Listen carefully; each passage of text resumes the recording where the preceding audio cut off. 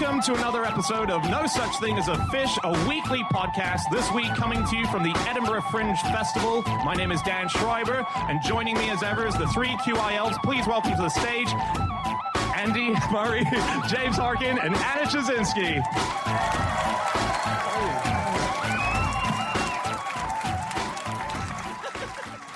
And once again, we have gathered around the microphones with our four favorite facts from the last 7 days. And no particular order, here we go. Starting with you, Andy Murray. Andy. My name is Andy.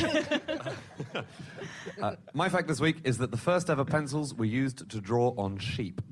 That's the fact. And I found this out last month at the Cumberland Pencil Museum, which is an amazing museum. If you're ever in the area, you have to go. It's in Keswick, and it features, among many other things, a giant collage of Chris Evans made of pencils, which is the most nightmarish thing you could. It's so amazing. So first pencils were used for sheep. Why? So why? Well, I mean, the story is, and I'm not sure how much this is sort of half myth, but the story is that some shepherds found a load of graphite which had been turfed up in a storm. A tree had been blown out, and there was this sort of black shiny stuff in the roots, and they realised that it made marks and stuff, and so they started using it to draw on their sheep.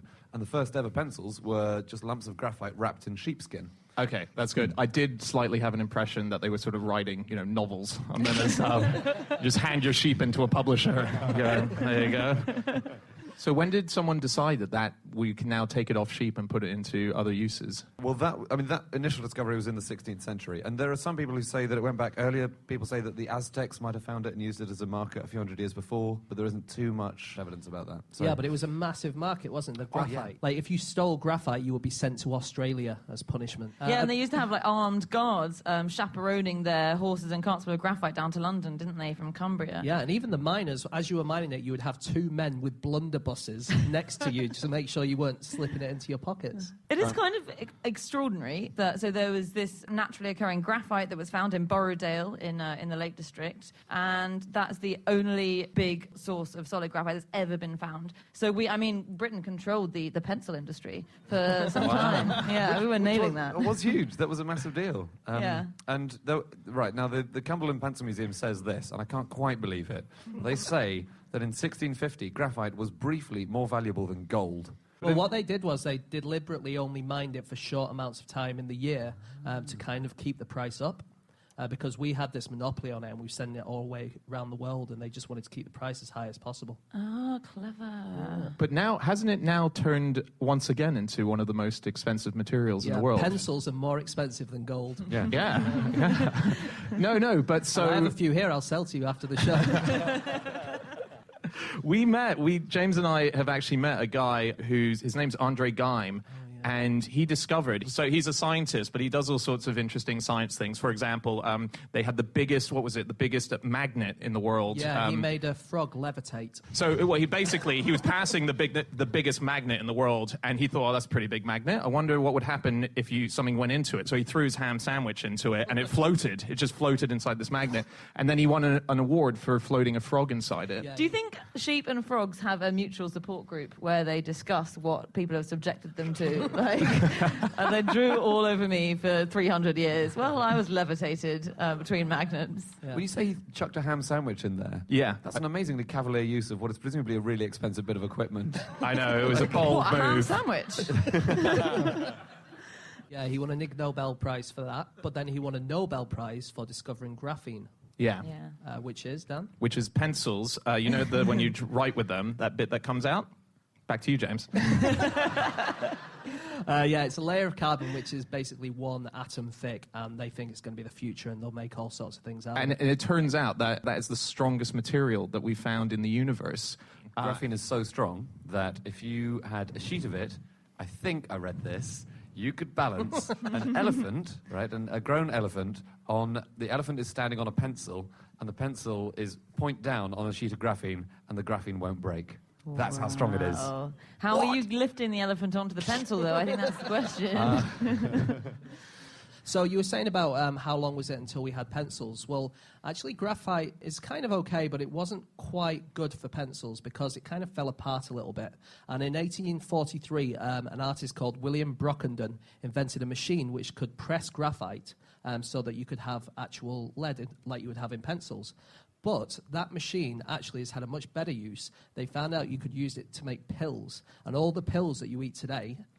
All the pills, all the many pills I have some in my pocket, which I'm going to sell to Dan after the show. Yeah, all the pills that you take today have come because of the invention of pencils. Wow. That's interesting, isn't it? Really? Yeah. Oh, and tabloids used to be pills, didn't they? Oh, yeah. That was the original, the tabloid. That's where Pills tabloid used to be comes much harder to swallow back in the day.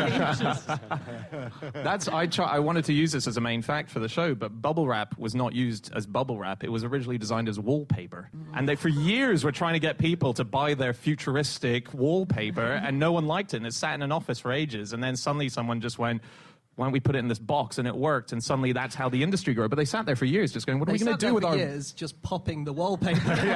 This is amazing. No one getting any work done. Yeah.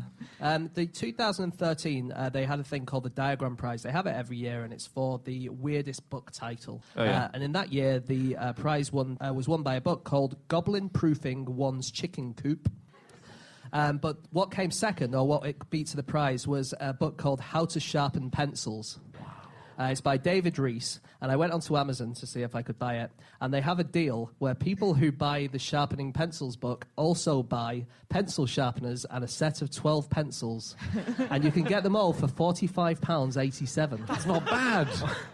That's actually just the shorter version of the title of that book. So the longer version is a practical and theoretical treatise on the artisanal craft of pencil sharpening for writers, artists, contractors, and flange turners.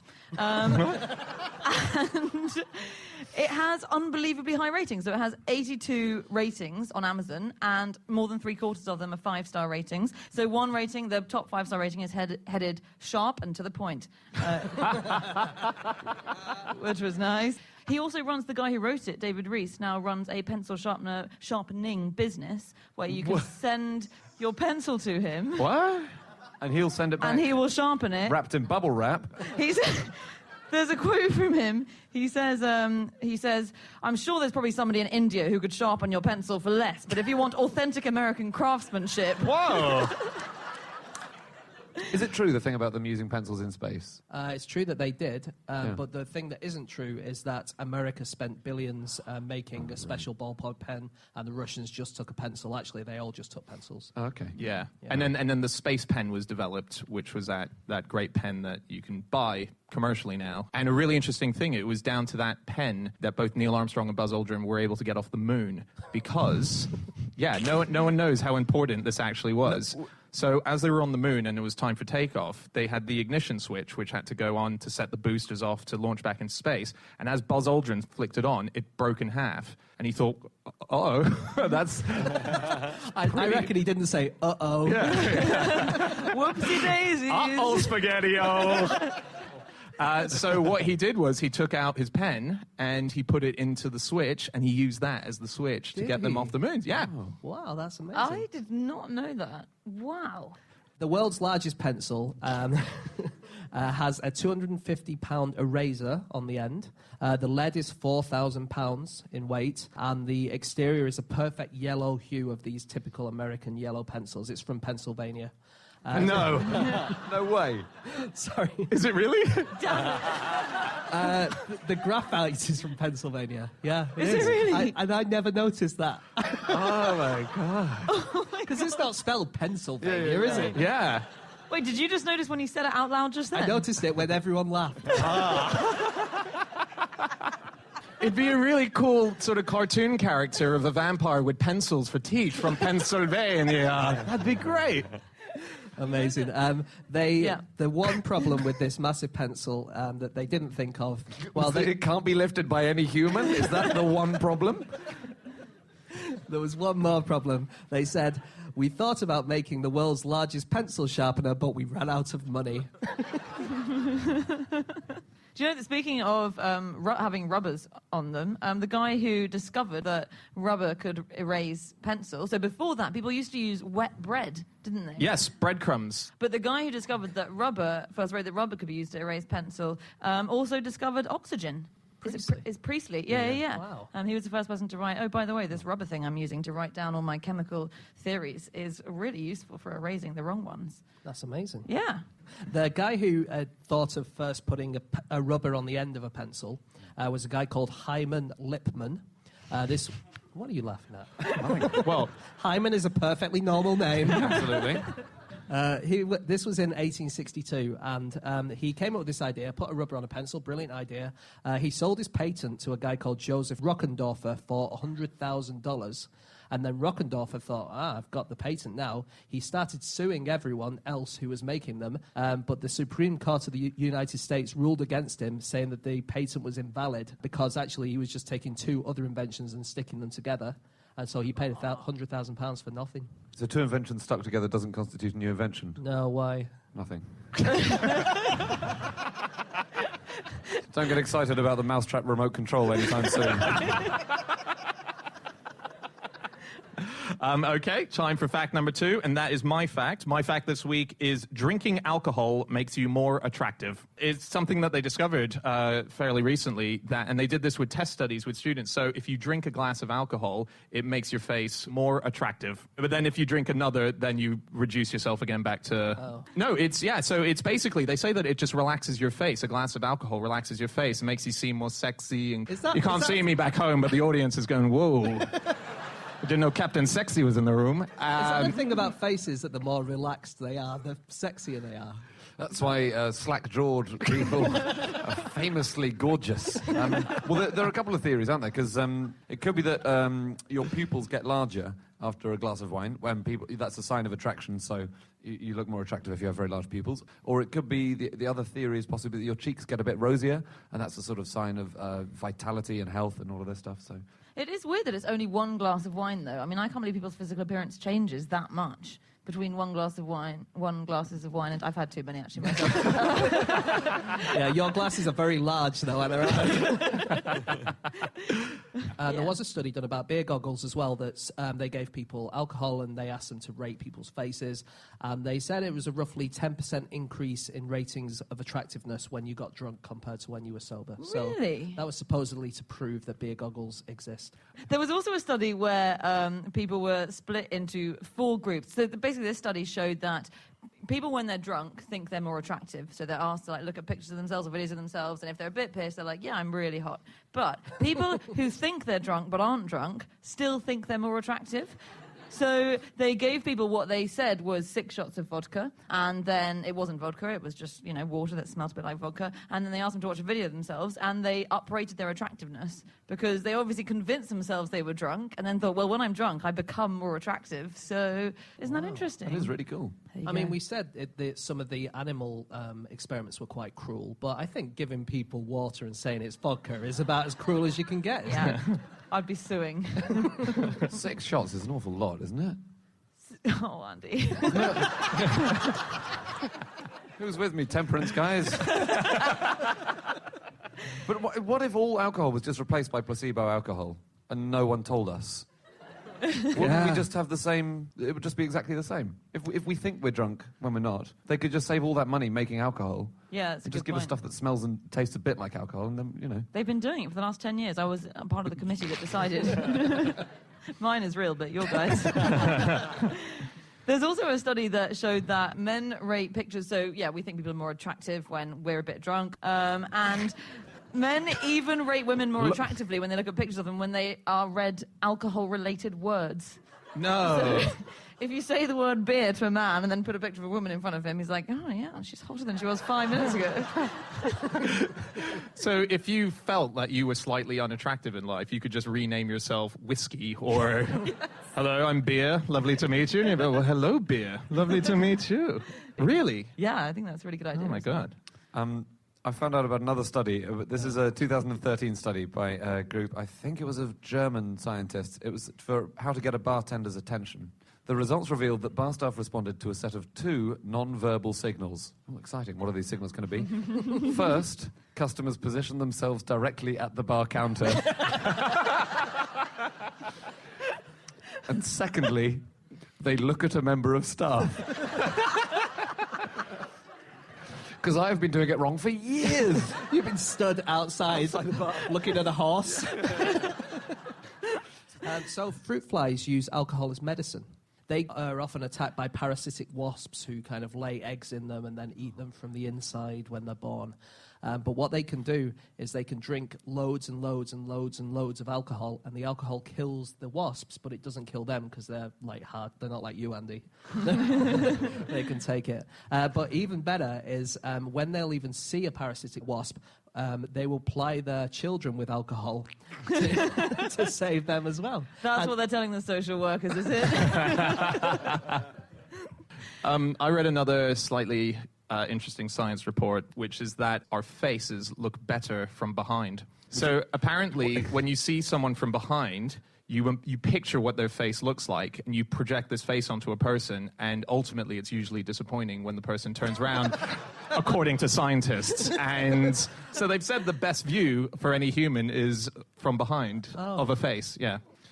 Also, I found this just quite funny. There's that whole concept of wingman. Frogs invented the idea of wingmanning. So I read this report where apparently, and they did this test on, I think it was 120 female frogs and a couple of guys. And so a couple of guys, a couple of male frogs, you mean? A couple of man frogs, yeah.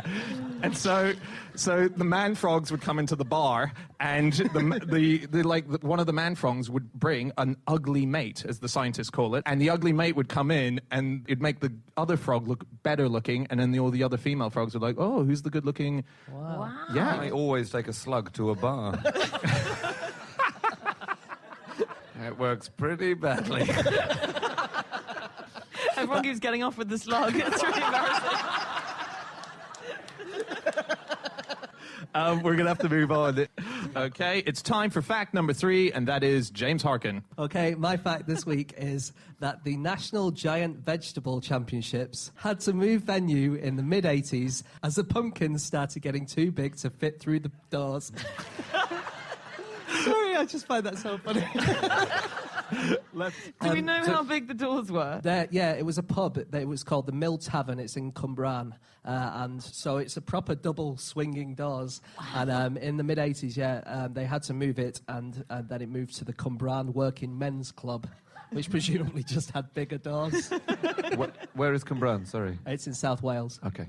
So But how yeah, big were these pumpkins? Oh, well, I'm not sure how big they were then. The heaviest pumpkin in history weighed 1,054 kilograms, which is about the same weight as a Ford Fiesta. But less practical for the commute. You're just at midnight going, this hasn't changed at all. It was grown by Benny Meyer from Switzerland, and it was, according to the Guinness Book of Records, it was authenticated by the Great Pumpkin Commonwealth. Wow. I was reading today on pumpkin.com that that apparently there's this new thing for Halloween now whereby people actively want ugly-looking pumpkins, and they've been trying to breed out ugly-looking pumpkins for a very long time because anyone buying a pumpkin wants a good-looking pumpkin. Now a sort of warty-looking, disfigured pumpkin is all the rage, and so it's very lucrative business at the moment to mess up your pumpkins to make him look a bit odd for one day of the year. The ugly, warty pumpkins are very popular with the good-looking pumpkins who take them to bars. No, these giant pumpkins, they are amazing. They grow them on pallets, as in they put a pallet underneath the ground while it grows, so that once it's got big enough, they can get a forklift truck down and put it under the ground and lift it up, because otherwise it'll just burst or explode. I read an account of a guy who managed to... He put a forklift truck fork through his pumpkin. Oh, my God. As he was taking it to the competition. Disaster. It doesn't bear thinking about. Oh, my God. There's a guy called Clive Bevan.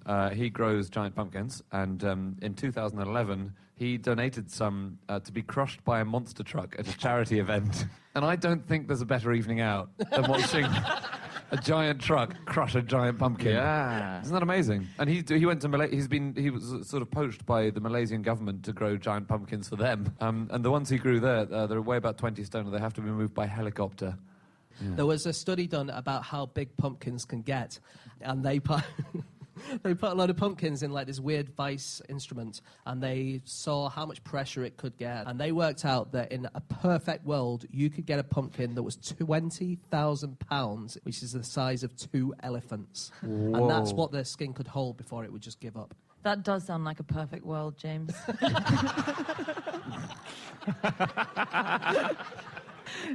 This is why I never won Miss World. The longest carrot ever was 19 feet long. Whoa. And the longest beetroot, 21 feet. Longest parsnip ever, 18 feet 5 inches. What they do is they grow them in pipes. So you get a very long pipe and you grow it along that. And it's very, very hard to get them out of the soil without breaking them. And also you don't know how well you've done until you pick them. That's the exciting thing about growing. So they're like icebergs now. They continue further. No, that's the lettuces. Oh, sorry, yes. Do you know who grew those? Because there's one man who's held the world records for the largest broccoli, kale, carrot, cabbage, red cabbage, celery, and beetroot. Whoa. And I don't know how he holds down a day job, but he's called John Evans from Alaska, and he's broken all of those records. Alaska is the place to grow giant vegetables because in the summer months you get 20 hours of sunshine a day. And so they grow really large because they do more photosynthesizing. So if you want to beat records, move to Alaska. It's amazing it started in Wales, which gets about half an hour of sunshine a day. Can I turn the conversation to doors? So... It's relevant, right? Dan's 3 days on doors.com. Will not go wasted. So one thing that I found out, which I found amazing, is that we always have the impression that people were smaller back in the day because of the height of doors. Yeah, you would go to old British pubs and the doors would be quite low, and we thought, wow, everyone was so small back then. That's not true. In fact, it was just doors cost a lot. Doors have shrunk. Yeah, the doors have shrunk. No, doors were quite a costly material back in the day. So why would you have a ginormous door in your house? You would just build something quite small that you could get into. And I guess also if it was smaller, it'd be less heat escaping. Yes. So maybe a better... the revolving door was invented by a man who hated holding doors open for women.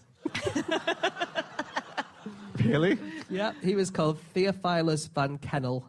But the great thing about this guy, he has a Wikipedia page, he has loads of articles about him in all sorts of newspapers, but in only one place did I find that he had only one arm. And nowhere else mentions that he only had one arm. Wow. You'd think that'd be the first thing, right? Yeah, especially since it explains his aversion to opening doors for people. Actually, a conventional door took his other arm. There is a...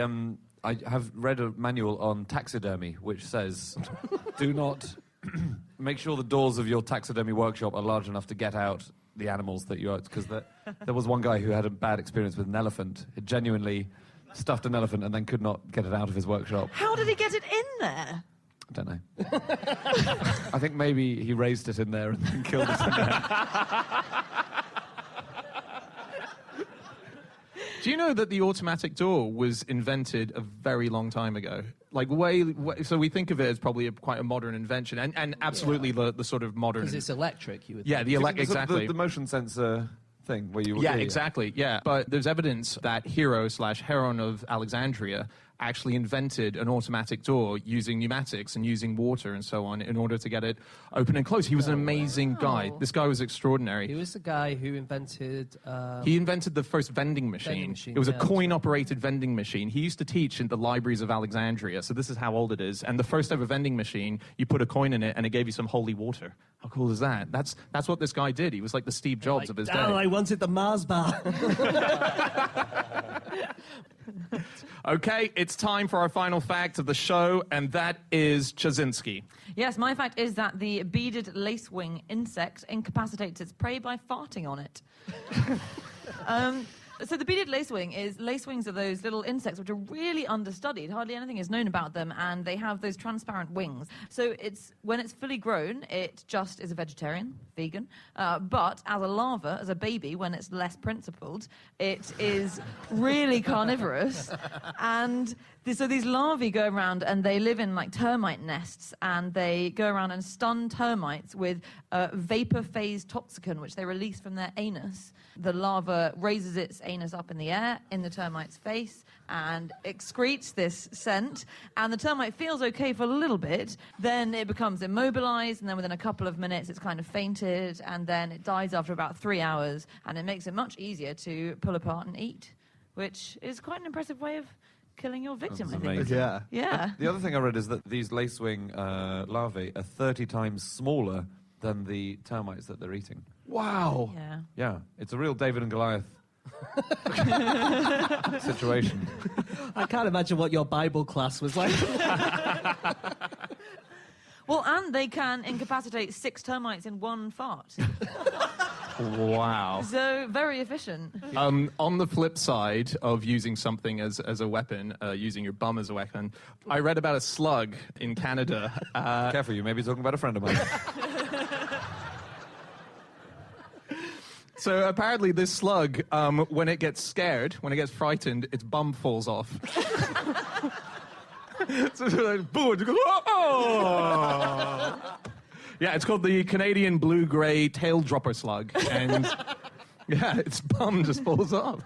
There was a study about whether farts contain germs, and there are a couple of scientists from Brisbane. To study this, they asked a colleague to break wind over 2 different Petri dishes, firstly fully clothed, and then with their pants down. And the second one, trousers down, developed kinds of bacteria that you only find in the gut or on the skin. And the clothing-filtered one didn't grow anything. So their conclusion was, don't fart naked near food that you want to eat. You know, I've got to rethink my dinner party strategies. I'm really sorry about last Friday evening, guys. our farts, human farts, travel at 7 miles per hour on like a good fart, like a. That's about double walking speed, isn't it? That's why if you've ever tried to chase a fart, but at walking pace, you can't catch up with it. Wait, so someone's farted that way, and you've gone after it like a greyhound. Yeah. Okay. Yeah, I think that's what greyhounds do. So there was a study done that looked about how embarrassed people are and how little they would like to fart in public, given this set of circumstances. So they were told you could either do a silent and not smelly fart, and most people were like, well, I'll do that one, please. And they were like, the one I least want to do is the really loud, really disgusting one. But Well, that's very different to your dinner party strategy. I was an outlier. They had to discount me from the study. But people are much more averse to making a noise than doing the smell, I guess, because the noise is more obvious that it comes from you. Yeah. But people would much rather omit what is actually much more unpleasant for everyone else around you, isn't it? Because no one minds hearing a noise. Well, the interesting thing about that is humans can't really tell where smells come from. It's really hard. Yeah. Because you smell in, like, one dimension. But then there are animals that can smell in stereo, like moles. And so if you had a mole sat there next to you, Anna, it would know exactly where the smell came from. But it couldn't tell anyone. That's the tragedy of the mole. So farts are caused by oligosaccharides, the little molecules, and they're eaten by bacteria in your gut. And the bacteria then make tiny little farts, which turn into human farts. So actually, a human fart is thousands of little tiny bacterial farts. That's honestly the best fact I've ever heard in my life. Are you kidding me? We have a collection of life farting in us, and then we just release it as one big waft? You got it. So that kind of technically means it's never really your fault. Exactly. You can always blame it on someone else. Yeah. The 1956 Grand National is quite famous. There was a horse called Devon Lock, and just as it was coming down the final straight, it was miles ahead, and it just collapsed on the floor. But actually, according to the head lad of the stable, he tightened the girth, which is like the strapping of around the belly of the horse, just before the off, he tightened it with one more notch and then another one for good luck. But also, the owner of the horse had already done exactly the same thing. And one theory is that the horse that was miles in the lead collapsed because it farted a massive, massive fart and then collapsed. Imagine someone doing your belt loops up 4 notches tighter than you're used to. Like, I'm almost breaking wind even thinking about that happening. That poor horse. Okay, that's it. That's all of our facts. Thank you so much for listening. If you'd like to get in contact with any of us about the things we've said over the course of this podcast, you can find us on Twitter. I'm on @Schreiberland. Andy. @AndrewHunterM. James.